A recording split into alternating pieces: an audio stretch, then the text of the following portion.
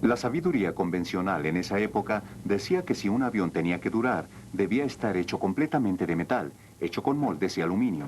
Como expresión de la industria pesada, era por necesidad un producto de la fragua, la metalurgia y la línea de ensamblaje. Pero como siempre, hubo una excepción a la regla: el mosquito. Construido en madera, fue una idea brillante que los británicos casi rechazaron y que solo sobrevivió debido a la escasez de metal que había durante la guerra. El mosquito no era realmente un destructor. Fue producto de diferentes versiones, cada una muy buena en las tareas que se le asignaron. Pero todos los aviones tenían algo en común: su liviana pero fuerte estructura que los hacía tan rápidos que no necesitaban armas defensivas.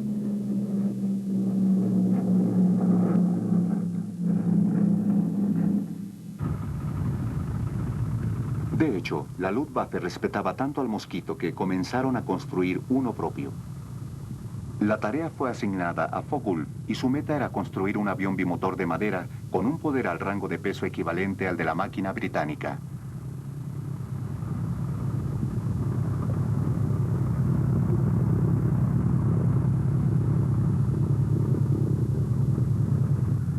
Bajo la dirección de Kurt Tank, la compañía se embarcó en la desalentadora tarea de construir un avión de 640 kilómetros por hora en 10 meses.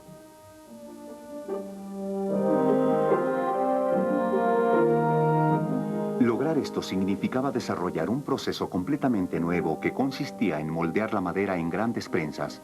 La estructura tenía que ser trabajada con tolerancias extremadamente exactas, porque si la madera iba a sustituir al metal, todo tenía que encajar perfectamente. El otro ingrediente esencial para el éxito del proyecto era una nueva resina sintética llamada película Tego. Esta era realmente la clave, porque unía la madera con la suficiente fuerza como para soportar la tensión del aterrizaje y el despegue.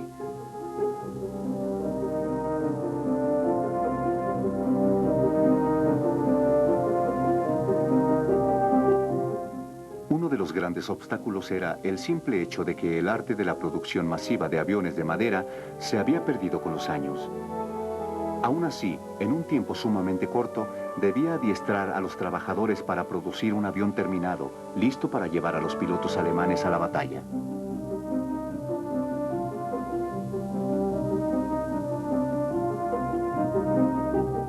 Uno de los principales beneficios de la construcción de madera era que los remaches protuberantes inherentes a los aviones de metal ya no eran necesarios.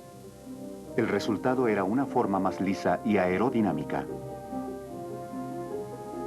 Pero la abundancia de madera y la resultante ligereza del avión no eran los únicos factores que aguijoneaban el proyecto. Para el comandante de la Luftwaffe, Hermann Göring, el 154, como se llamó al avión, se había convertido en una obsesión. Los mosquitos británicos inspiraban miedo y respeto a los pilotos de la Luftwaffe que se les enfrentaban.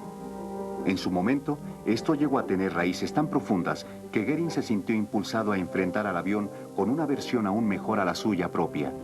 Esta compulsión llegó tan lejos que el 154 fue bautizado oficialmente con el nombre británico El Mosquito.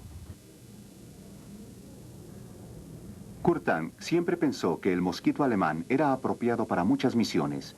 En una etapa casi ocupó el rol de bombardero de alta velocidad, pero a medida que las redadas de la RAF aumentaron, su rol como caza nocturno llegó a ser vital.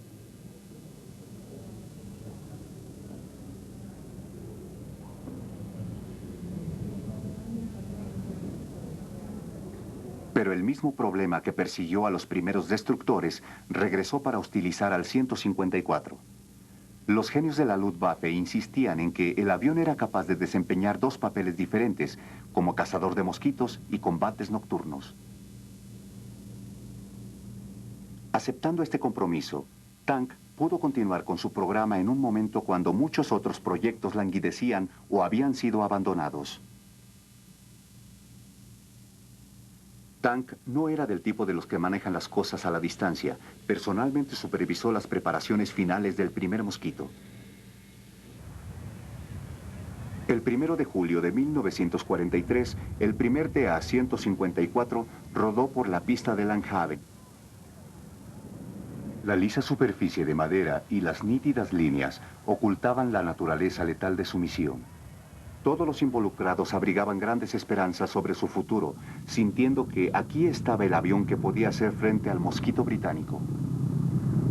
Con Hans Sanders en los controles y Walter Short en el asiento trasero, el 154 despegó en su vuelo inaugural.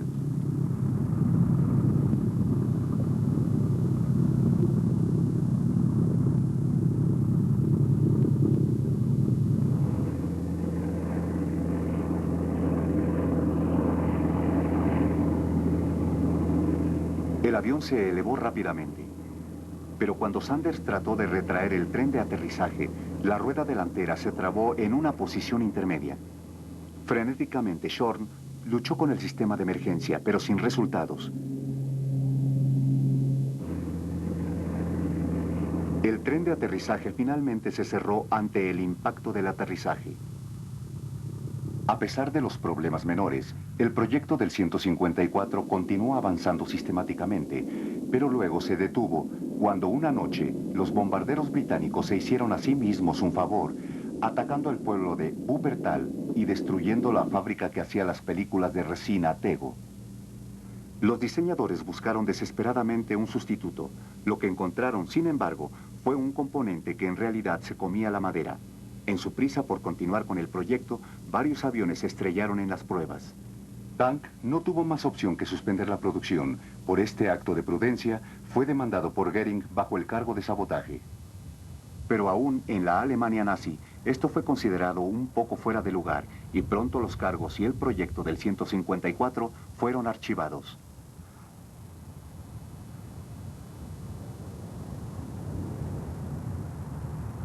Hubo otras razones para la muerte del mosquito.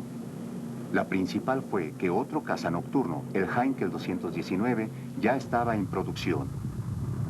Y considerando esto, Hitler puso un énfasis absurdo en los aviones ofensivos. Había muy pocas probabilidades de que el 154 entrara en producción. El mosquito alemán, uno de los mejores intentos de lograr un caza bimotor multimisión, quedó en la nada. El Dornier 335 fue el último y más novedoso intento de la Alemania nazi para explotar todo el potencial de la propulsión de dos motores de pistones. Que no era propiamente un destructor. El avión fue diseñado para desempeñar un sinnúmero de tareas, muchas de las cuales reflejaban las asumidas por los destructores. El 335, llamado la flecha por el ensamblaje cruciforme de su cola, presentaba un diseño de una hélice adelante y otra atrás del fuselaje. El poder de ambos motores estaba aplicado no hacia el ala, sino directamente al fuselaje. Este concepto de impulso en la línea central lo convirtió en el avión de pistones más rápido de la historia.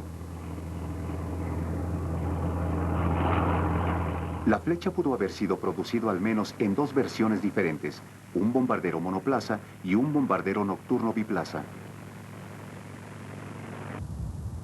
Los flecha capturados sorprendieron a las tropas norteamericanas cuando los vieron.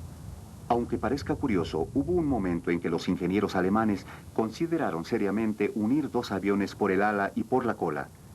Esperaban crear un bombardero cuadrimotor extremadamente rápido.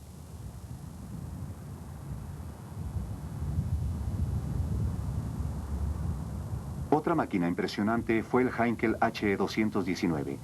Como el 110, también utilizaba el radar de antena astada de Liechtenstein. Aquí lo vemos después de ser capturado por los norteamericanos. El 219 era probablemente el mejor caza nocturno de la Segunda Guerra Mundial. Nunca se produjo en grandes cantidades, sin embargo era efectivo. Una efectividad que no se vio opacada por el hecho de tener que desempeñar varios roles. Otra arma especializada con la misma claridad de intención fue el Henschel 129 bimotor. No demasiado rápido, porque no tenía que serlo. Era un verdadero avión para ataques a tierra.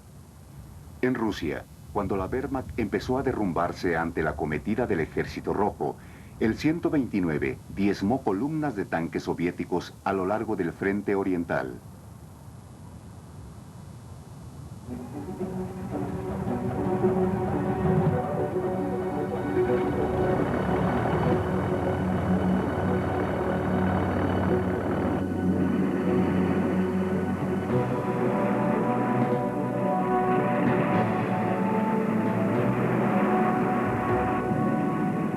frontera occidental, a pesar de sufrir terribles pérdidas al comienzo de la campaña, los bombarderos norteamericanos continuaron sus incursiones diarias sobre los blancos industriales alemanes.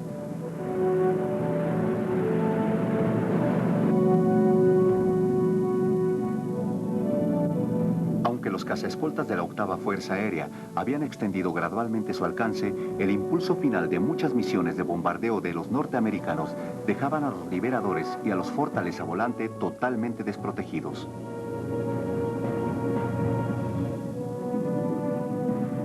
Antes de que tuviéramos la escolta, la octava Fuerza Aérea sufría graves pérdidas. Hasta un 10 o 15% de la misión no era posible soportarlo mucho tiempo. Creo que el avión más eficiente, el mejor, era el P-51.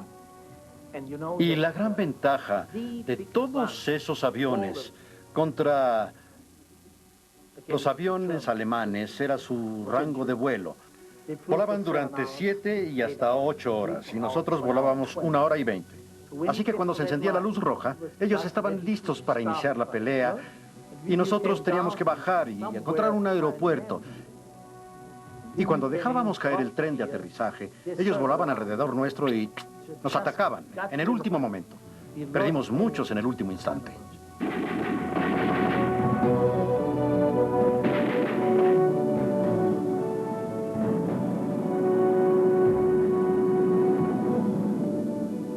Como el mosquito británico, el América P-51 luchó contra su cancelación desde el principio.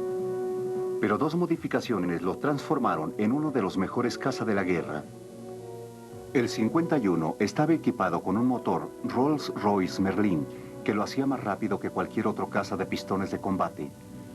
A grandes altitudes era casi invencible. La segunda mejora literalmente cambió el curso de la guerra aérea. Una cavidad detrás del asiento del piloto del P-51 había sido adaptada para albergar otro tanque de combustible. El tanque extra significaba algo muy importante. Altamente maniobrable, el P-51 ahora podía volar de ida y vuelta a Berlín. Como los destructores, el P-51 también desarrolló misiones tácticas, atacando cualquier cosa que se moviera en el suelo, una vez que su trabajo como escolta está terminado. Para entonces, el avión aliado era el rey indiscutible. Caza bombardero, escolta, bombardero en picada, caza nocturno, ningún avión podría hacer todo eso.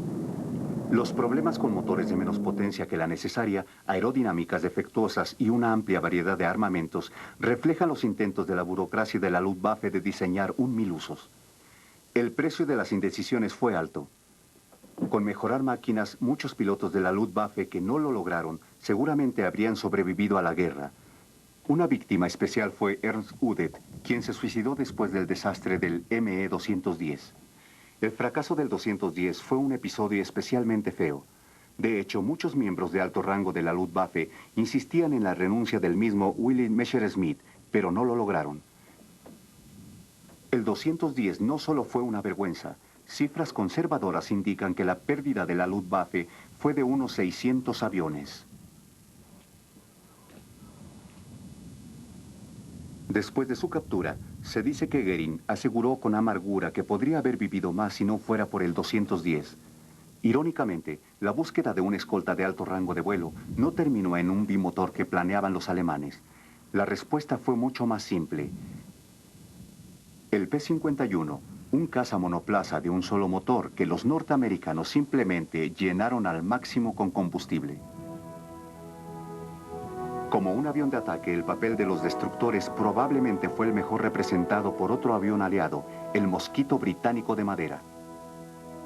Lo que resultó irónico es que el P-51 y el Mosquito británico fueron tan poco apreciados en esa época que ambos escaparon por poco de ser descontinuados. Pero la credibilidad de los Messerschmitt era impecable y por esa razón la compañía se dio el lujo de fallar. Pero el éxito no les era extraño, y durante el curso de la guerra, un Messerschmitt legendario prácticamente llenó los cielos. Se llamaba el ME-109, y se construyeron más de 30.000.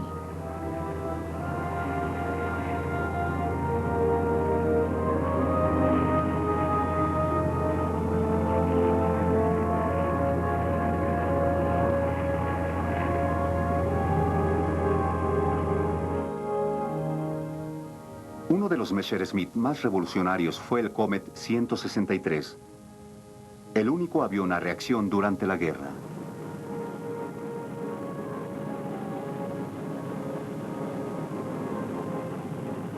Los logros del 163 pavimentaron el camino para los vuelos supersónicos.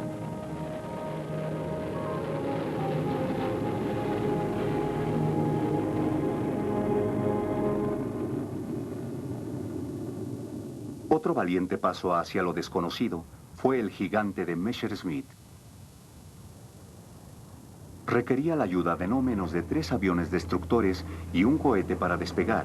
El gigante continúa siendo uno de los planeadores más grandes que han volado.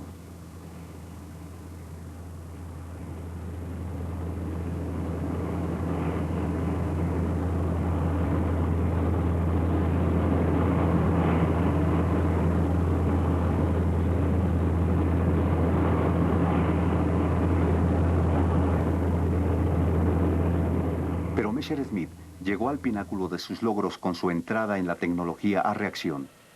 Su caza a reacción ME-262 abrió el camino hacia una nueva era. Muchos pensaron que era el mejor avión de combate a reacción, ya avanzados los años 50.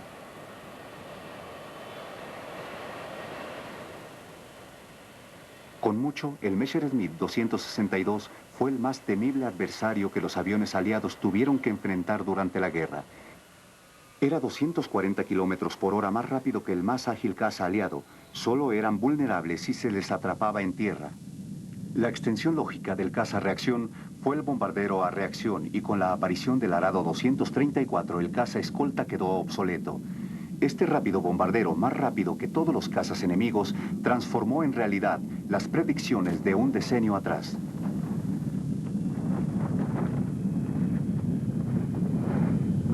Pero a mediados de los años 30, antes de la aparición de los aviones a reacción, altas velocidades, largo alcance y pesadas cargas de combustible, significaba tener un avión bimotor. Y finalmente, esta fue la causa de la caída de la producción de los destructores. El 110 original era casi tan grande como los bombarderos 111 que debían escoltar. Esto los hacía presa fácil ante los cazas enemigos de un solo motor. El 210 más pequeño era más ágil, pero sufría de doble personalidad, avión de ataque a tierra y bombardero en picada. A pesar de las fallas en su aerodinámica y de sus motores terriblemente débiles, se ordenaron 1000 apenas fue diseñado.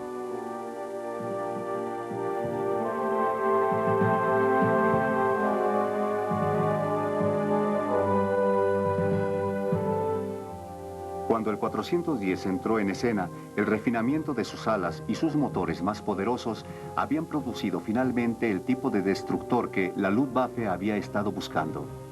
Pero para entonces, el pensamiento de los escoltas y bombarderos alemanes, zumbando sobre tierras aliadas, era solo una amarga ironía.